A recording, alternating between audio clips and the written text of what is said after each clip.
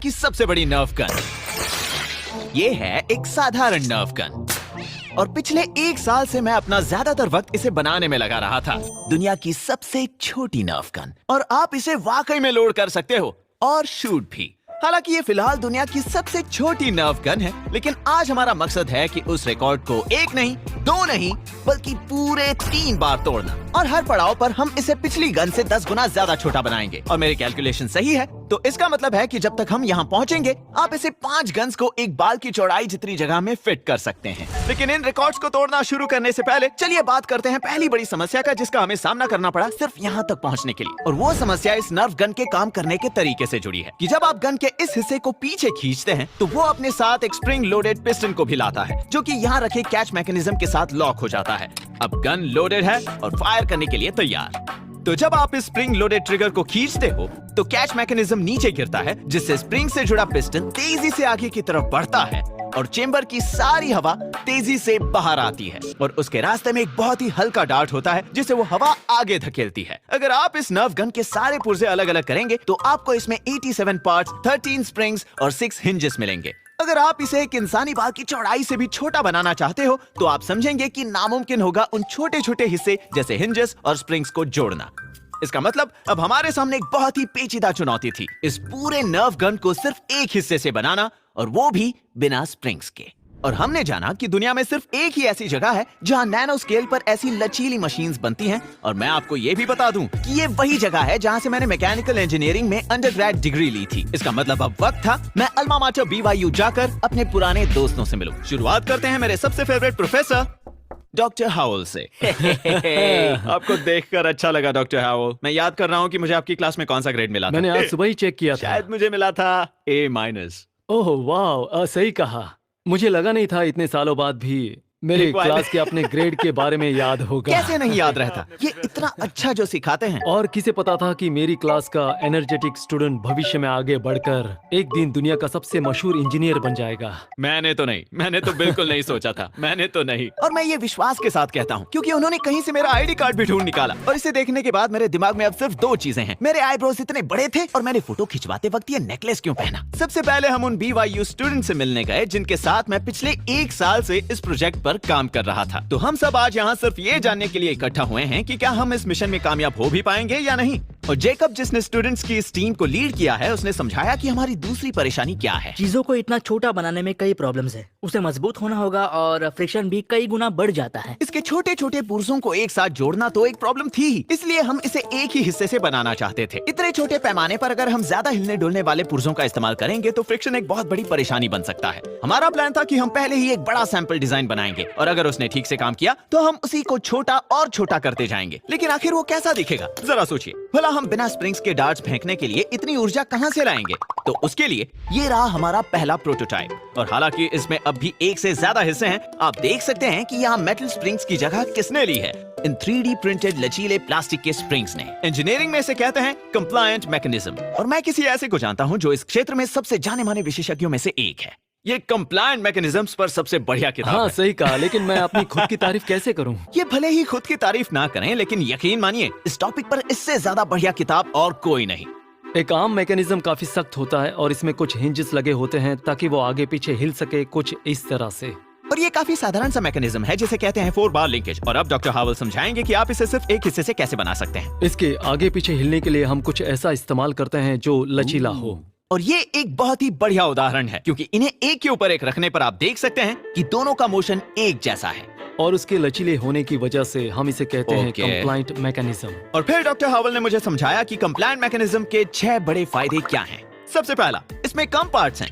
इस मामले में 8 की जगह सिर्फ 1। दूसरी बात, ये किफायती है, इसे जोड़ना नहीं पड़ता और इसे एक ही प्रक्रिया में बनाया जा सकता है, जैसे कि एक 3D प्रिंटर में।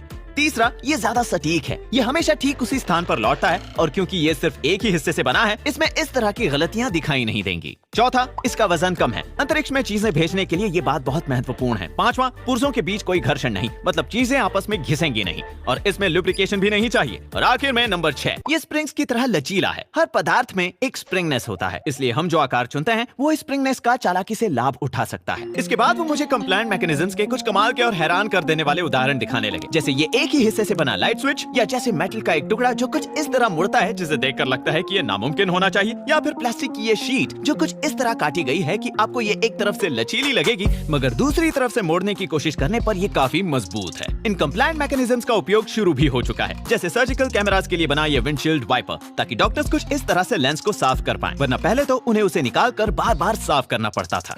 और इससे उन्होंने नासा की भी मदद की है, जहां थ्रस्टर को किसी भी दिशा में मोड़ने के लिए इस्तेमाल हुआ है सिंगल टाइटेनियम से बना लचीला स्ट्रक्चर और सिर्फ 2 मोटर्स का इनपुट। अब चलते हैं हमारी नर्व गन पर, जहां कई सारे प्रोटोटाइप्स को टेस्ट करने और एनर्जी को स्टोर करने के अनगिनत अलग अलग तरीकों की जांच करने के बाद हमें अपने 3 फाइनल डिजाइन मिले जो हमारे मुख्य डिजाइन ऑब्जेक्टिव पर खरे उतरे। ये सिर्फ एक हिस्से से बना है हमारे 3D प्रिंटर की मदद से। पहला था ये जिगजैग डिजाइन, और ये दिखने में तो काफी कूल है, लेकिन वो ज्यादा एनर्जी को स्टोर नहीं कर पाए क्योंकि एनर्जी बस बैंड में थी। दूसरा डिजाइन किसी मछली की हड्डियों की तरह दिखता है, जो एनर्जी को स्टोर करने में ज्यादा सक्षम था क्योंकि इसने कंप्रेशन और बेंडिंग दोनों की मदद ली, लेकिन ये स्प्रिंग्स ज्यादा लंबे नहीं थे क्योंकि ज्यादा लंबाई यानी ज्यादा ताकत। इसलिए तीसरे और आखिरी डिजाइन में जेकब ने लंबे स्प्रिंग्स के लिए जगह बनाई पिस्टन को कुछ इस तरह से मोड़कर, और इससे हमें मिला हमारा सबसे सक्षम डिजाइन। और फिर हमने प्लास्टिक की जगह इस्तेमाल किया मेटालिक अलॉय, यानी अब ये ज्यादा एनर्जी को स्टोर कर पाएगा। इसका मतलब अब ये किसी भी साधारण नर्व गन से ज्यादा पावरफुल है, प्लस इसकी आवाज काफी कूल है। और अब क्योंकि हम अपना डिजाइन फाइनल कर चुके हैं, न तेरी मैंने बस कर ही लिया था, वक्त आ गया था एक नया वर्ल्ड रिकॉर्ड बनाने का, इस डिजाइन को 10 गुना ज्यादा छोटा बनाकर। तो इसे बनाया गया है एक SLA प्रिंटर से 3D प्रिंट करके। और इस नए 3D माइक्रो प्रिंटिंग प्रोसेस की सबसे लाजवाब बात यह है कि आप इसमें अपने साधारण PLA प्रिंटर्स की तुलना में काफी ज्यादा बारीकी के साथ काम कर सकते हैं, और यही कारण है कि मैं इन छोटे नर्व गन को पहली बार चलाने के लिए बहुत ज्यादा उत्सुक हूँ। तो ये एक छोटी 3D बुलेट है। ओह माय गॉड, हाँ, ये यहाँ फिट भी होते हैं। हाँ। क्या बात है। ठीक है, तैयार हो? इसे पीछे खींचने पर आप देख सकते हो कि इसके ये कांटे सच में बेंड हो रहे हैं और ठीक उसी तरह एनर्जी स्टोर कर रहे हैं जैसे हमारा बड़ा मॉडल कर रहा था। ये कितना सेटिस्फाइंग है। ठीक है, लोड कर रहा हूँ, चलो फायर करें।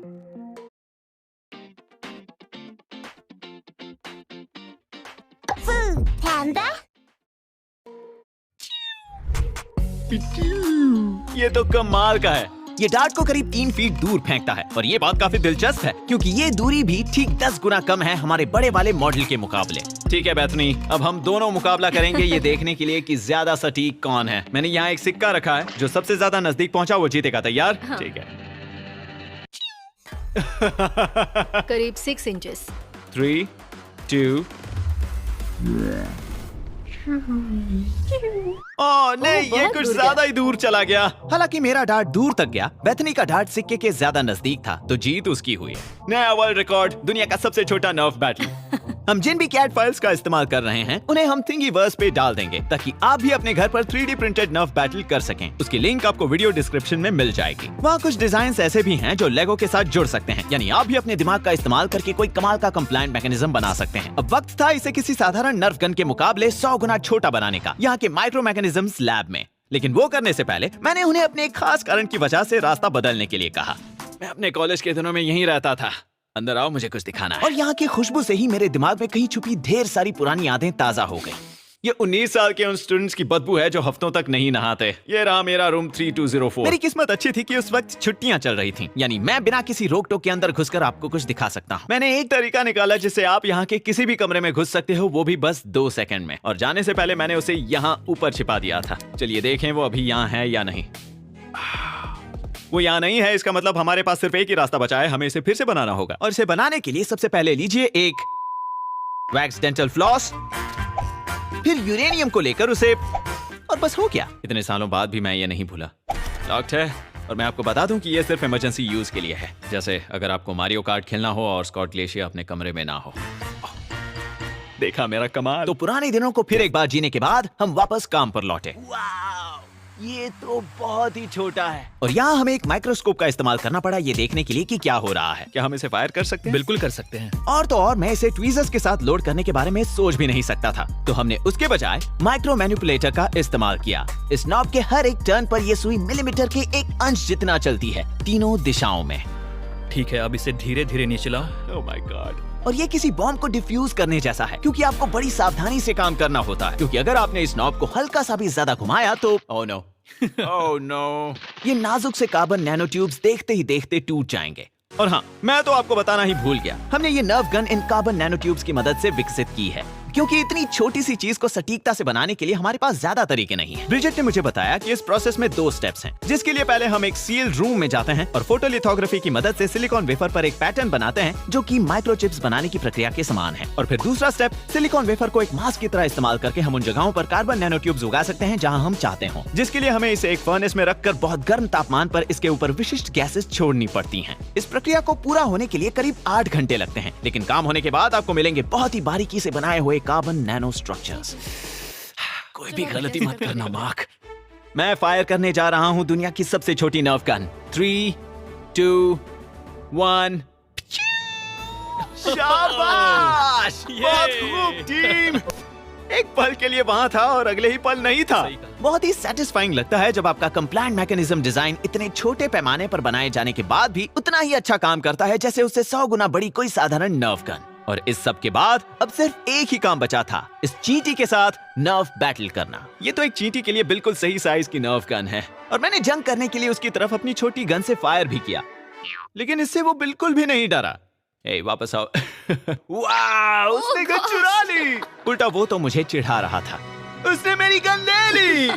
और तुम लोगों ने कुछ बनाया है जो इससे भी 10 गुना ज्यादा छोटा है ना? हाँ, इससे 10 गुना ज्यादा छोटा। लेकिन उसे देखने से पहले मैं आपको बता दूं कि हमने दुनिया की सबसे बड़ी नर्व गन को बनाने के साथ साथ दुनिया का सबसे बड़ा सुपर सोकर भी बनाया है। और दुख की बात है कि अब आप एक आम सुपर सोकर नहीं खरीद सकते, लेकिन हमने कुछ ऐसा बनाया जो इन 2 कारणों की वजह से ज्यादा बेहतर है। पहला, आप इसे खुद जोड़ सकते हैं तो आप देख और समझ पाओगे कि ये काम कैसे करता है। और दूसरा ये कि इसमें एक सीक्रेट प्रैंक भी है, क्योंकि इससे अपने भाई को भिगाने के बाद आप इस गन को उसे देंगे ताकि वो आपसे बदला ले सके। लेकिन उसे वो देने से पहले आप चुपके से इस वॉल्व को घुमा दो, जिससे वो खुद को अपना शिकार बना लेगा। है ना कमाल का प्रैंक? और अगर आपको हमारा ये सुपर सोकर चाहिए तो फिर आपको हमारा crunch labs build box subscription लेना पड़ेगा, जहां आपको हर महीने सुपर फन टॉयज मिलेंगे और साथ ही एक वीडियो जिसमें मैं आपको समझाऊंगा इसके काम करने के पीछे का विज्ञान। तो अगर आप ढेर सारा मजाक करना चाहते हैं और साथ ही एक इंजीनियर की तरह सोचना और प्रैंक करना सीखना चाहते हैं तो जाइए और रजिस्टर कीजिए crunchlabs.com पर। अब चलिए वापस वर्ल्ड रिकॉर्ड्स तोड़ते हैं। वक्त आ गया था हमारी पिछली गन को 10 गुना ज्यादा छोटा बनाने का, जिसका मतलब अब ये गन किसी भी साधारण नर्व गन से 1000 गुना ज्यादा छोटी है। वाव! और आपको ये दिखाने के लिए कि वाकई में कितने छोटे हैं, मैंने अपने एक बाल की बलि चढ़ाई। मिल गया। वाव! जरा देखो तो इसे। और मैं मानता हूं कि ये सिर्फ एक ढांचा है, इसके अंदर किसी भी तरह का कंप्लायंट मैकेनिज्म नहीं है, और अगर होता तो भी उसका कोई फायदा नहीं, क्योंकि इसके इतने छोटे होने की वजह से हम उसे लोड और फायर नहीं कर पाते। और अब हमारे चौथे और आखिरी वर्ल्ड रिकॉर्ड के लिए वक्त आ गया था इसे एक आखिरी बार 10 गुना और छोटा करने का, जिससे यह साधारण नर्व गन के मुकाबले 10,000 गुना छोटा होगा। अब बस मुझे उसे ढूंढना था। क्या उसे भी यहीं पर रखा है? हाँ, बस ऊपर देखो। वाव! मेरे इस गंदे दिखने वाले बाल की चौड़ाई में ऐसी 5 गन्स आ जाएंगी। और फिर हमें उनके इलेक्ट्रॉन माइक्रोस्कोप का इस्तेमाल करना पड़ा, जिसके बिना हम अंदाजा भी नहीं लगा पाते कि ये वाकई में कितने छोटे हैं। और यहाँ आईवी ने मुझे तस्वीरें दिखाई। वाओ, कितनी कमाल की फोटो है। और ये एक इंसानी बाल है, लेकिन ये समझने के लिए कि एक इंसान का बाल कितना छोटा है, हमने उसके साथ एक मरी हुई चींटी को रखा। और आप देख सकते हैं कि ये किसी एलियन मॉन्स्टर से कम नहीं लगता। और मैं ये देखकर काफी हैरान हुआ कि इतना जूम इन करने पर कार्बन नैनो ट्यूब्स कैसे दिखते हैं। और बिना किसी इलेक्ट्रॉन माइक्रोस्कोप की मदद के ये नर्व गन का आखिरी वर्ल्ड रिकॉर्ड एक इतना छोटा कण है जो मेरे बाल की चौड़ाई का 1/5 हिस्सा है। इतना छोटा कि आप कल्पना भी नहीं कर सकते। लेकिन फिर भी मुझे अपने इस रिकॉर्ड को थोड़ा और छोटा बनाना होगा अपने दोस्त मिस्टर बीस्ट से बचाने के लिए। मतलब कुछ ज्यादा ही छोटा। और मैं यहाँ 10 या 20 गुना ज्यादा छोटा बनाने की बात नहीं कर रहा, मैं इसे 300 गुना ज्यादा छोटा बनाना चाहता हूँ। इसका मतलब कि ये किसी भी साधारण नर्व गन से 30 लाख गुना ज्यादा छोटा होगा। इतना छोटा कि पानी की एक बूंद में अरबों गन समा जाएं। और अब आप लोग कहोगे कि मार्क, तुम पूरे पागल हो। मतलब इसे उस पैमाने पर बनाने के लिए तुम्हें डीएनए हेलिक्स को फोल्ड करके नर्व गन का आकार देना होगा। और हमारा प्लान भी कुछ यही था। और ऐसा करने के लिए मुझे जाना पड़ा सैन डिएगो, कैलिफोर्निया के सॉल्क इंस्टीट्यूट में।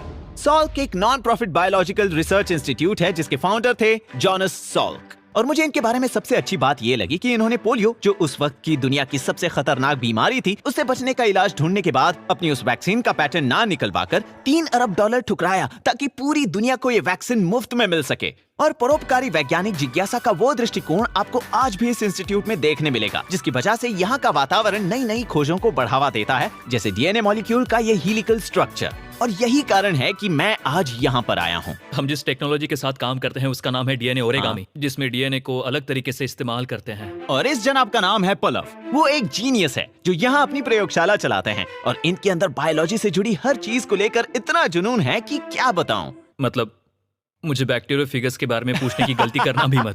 पलव ने मुझे समझाया कि आपको अगर एक घर बनाना है तो सबसे पहले आपको एक ब्लूप्रिंट चाहिए होगा, जिसमें ये साफ साफ लिखा होना चाहिए कि घर को कैसे बनाया जाता है। और प्रकृति में ब्लूप्रिंट की जगह लेता है डीएनए। आपके शरीर के हर एक सेल में डीएनए है जो कुछ इस तरह का दिखता है, जिसमें आपको बनाने के लिए सटीक इंस्ट्रक्शंस लिखे होते हैं।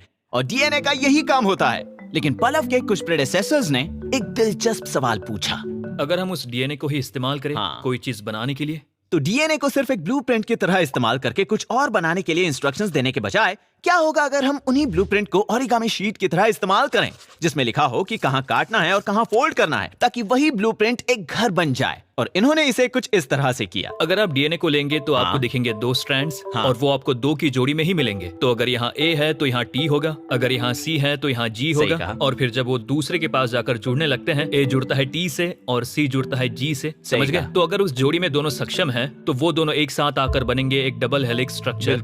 अब लेकिन क्या होगा अगर ये एक दूसरे से जुड़ने के लिए ना बने हो? क्या होगा अगर ये वाला हिस्सा इस वाले हिस्से से जुड़ना चाहता हो और ये वाला हिस्सा इससे जुड़ना चाहता हो? तो फिर आपको मिलेंगे ये 2 लचीले स्ट्रैंड्स जो किसी से जुड़े नहीं है। तो अब अगर आप एक तीसरे स्ट्रैंड को लाए जो इन खाली हिस्सों के साथ जुड़े तो आप जंक्शंस बना सकते हैं, है ना? और फिर वो जंक्शंस आगे बढ़कर अपने आप को और फैला सकते हैं बड़े बड़े स्ट्रक्चर्स बनाने के लिए। तो इस सिद्धांत का इस्तेमाल करते हुए वो शुरुआत में एक डीएनए का सिंगल स्ट्रैंड लेते हैं, जिन्हें उन्होंने नाम दिया है स्कैफोल्ड स्ट्रैंड। और फिर एक कंप्यूटर पर वो अपना मनचाहा डिजाइन बनाते हैं। और जैसा कि आप देख सकते हैं, इसकी दूसरी तरफ फिलहाल कुछ भी नहीं जुड़ा है, इसलिए ये ऐसे ज्यादा देर नहीं टिक पाएगा। लेकिन अब अगर आप इसमें डीएनए के स्टेपल स्ट्रैंड्स डालें, जिन्हें खास तौर पर स्कैफोल्ड स्ट्रैंड के साथ जुड़ने के लिए डिजाइन किया गया है, तो इसके जरिए हम उन्हें मनचाहा आकार दे सकते हैं। तो अगर आप एक रैंडम स्कैफोल्ड स्ट्रैंड लेते हैं और फिर उसके साथ अपने बनाए स्टेपल स्ट्रैंड्स एक सॉल्यूशन में मिक्स करते हैं, वो भी सही तापमान पर, तो फिर थोड़ी देर इंतजार करने के बाद वो अपने आप एक दूसरे से जुड़ते जाएंगे और इससे आपको मिलेगी एक बहुत ही छोटी नर्व गन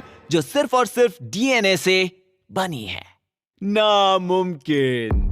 लेकिन हम सिर्फ सिद्धांतों के आधार पर वर्ल्ड रिकॉर्ड नहीं बना सकते, तो चलिए कुछ नर्व गन्स बनाते हैं, जिसमें हमने मदद ली पलव की टीम लॉरेन और अमेंडा की और काम शुरू कर दिया। सबसे पहले हमने एक ऐसा सोल्यूशन लिया जिसके अंदर डीएनए के अरबों स्कैफोल्डिंग स्ट्रैंड्स थे और उसे एक ऐसे सोल्यूशन के साथ मिलाया जिसमें उससे भी 4 गुना ज्यादा डीएनए के स्टेपल स्ट्रैंड्स हों। और फिर हमने उस जादुई मिश्रण को 8 अलग अलग ट्यूब्स में डाला और फिर उन्हें एक स्पेशल ओवन में रखा जो कि सेल्फ असेंबली प्रक्रिया के लिए आइडियल टेम्परेचर बनाए रखेगा। और फिर हमने टाइमर शुरू किया। तो अब हम 1 घंटे और 20 मिनट के बाद यहाँ वापस आएंगे। हाँ। ये तो आसान है। शायद मुझे ऐसा जताना चाहिए कि ये प्रक्रिया जितनी दिख रही है उससे ज्यादा मुश्किल थी। तो चलो लंच करें। सही कहा। खाने का वक्त हो गया। लेकिन टाइमर के खत्म होने के बाद हमारा काम लगभग हो चुका था। अब बस एक आखिरी काम बचा था, इलेक्ट्रिक फील्ड की मदद से उन गन्स को अलग करना जो सफलतापूर्वक बन चुकी है और वो गन्स जो ठीक से नहीं बन पाई।